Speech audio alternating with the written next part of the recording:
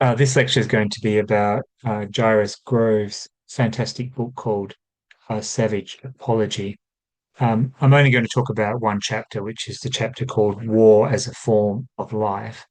And I would obviously encourage you to read the whole book for yourself because it is quite a fantastic book.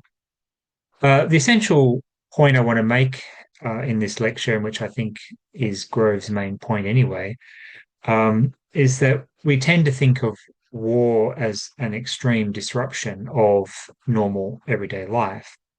But this way of seeing war ignores the fact that so-called normal everyday life is highly militarized and violent on multiple levels. And I'm not just talking about obvious war zones like Gaza, but just in everyday life in so-called non-war zones like Australia or the US.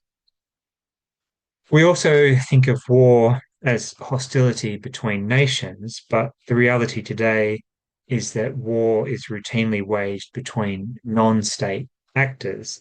In fact, wars are very often waged against the nation's own people. So ethnic cleansing is an obvious example of this, but also the treatment of indigenous peoples in settler colonial countries like Australia, the US, but also Israel.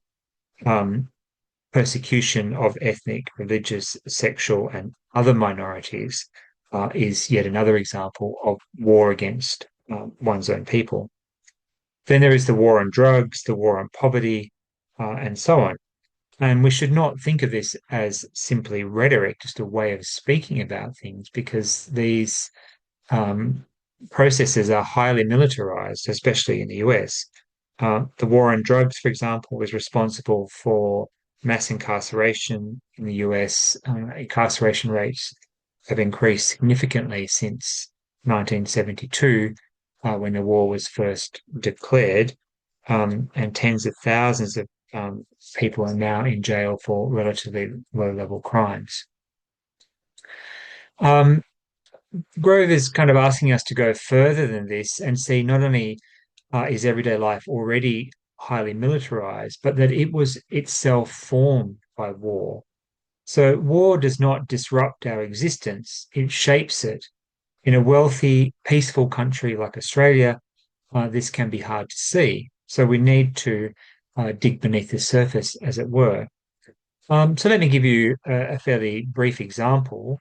So in the last decade or so, Australia stopped manufacturing cars, specifically the Holden car, which was an iconic Australian vehicle. The question you should ask, though, is why a country like Australia ever wanted to manufacture cars in the first place, since we barely have the population for such a thing. And the answer goes back to the end of World War II, and the Prime Minister Menzies realized that if Australia was cut off from Europe or the US because of war, as it briefly was during World War II, it could not support itself because it didn't actually make anything. It didn't have the manufacturing base to sustain itself. So, in order to support the car industry, Menzies encouraged major cities to get rid of their trams, to basically reduce public transport in order to necessitate people buying cars. And all the cities, except for Melbourne, did exactly that. So, in other words, Australia's car dominated sprawl is a direct result of what was a military decision rather than an urban planning decision. And Grove makes us consider the possibility that war and warlike relation, such as state making, are processes that create a form of life in which warfare is normal. He thus proposes that we think of war as a kind of ecology in which everyday lives are embedded. War, he says, is an intensifier of existing relations, meaning that all our ways of being in the world are filtered in some way by war.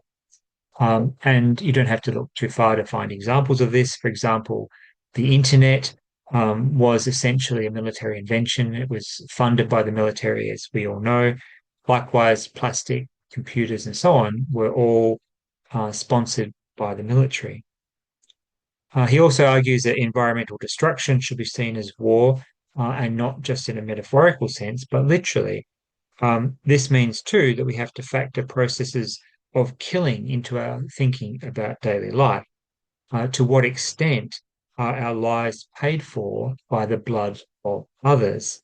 And here you might think about toxic manufacturing processes that occur in places like India and China, which shield the rest of the world from those kinds of processes and thus leave us kind of unaware of just how toxic and dangerous they are.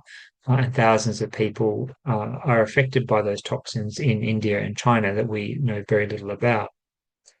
And there is not a single commodity that is not tainted in some way by the ruthless exploitation of others. So, for example, sweatshops, blood mineral miners, and so forth, Amazon warehouse workers, and all kinds of gig economy workers, and so on.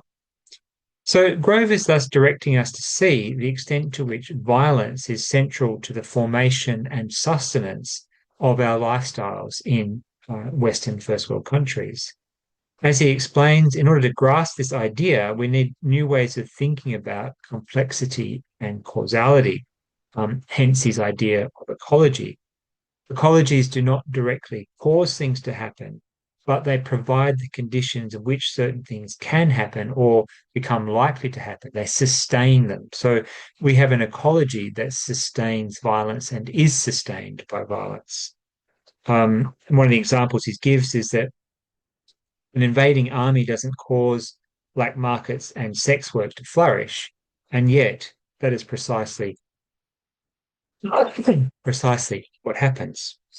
So our task is to think about the different circuits and systems at work in everyday life and to analyze their interactions and dependencies, and to see to what extent the most benign aspects of our daily lives are sustained by a hidden form of violence. As Grove says, we don't even like to ask the question, but what if our ever-present violence has become a form of life? Uh, and he says that it is necessary to ask this question in order to grasp the true extent of war's pervasive reach into what we perceive to be our everyday existence.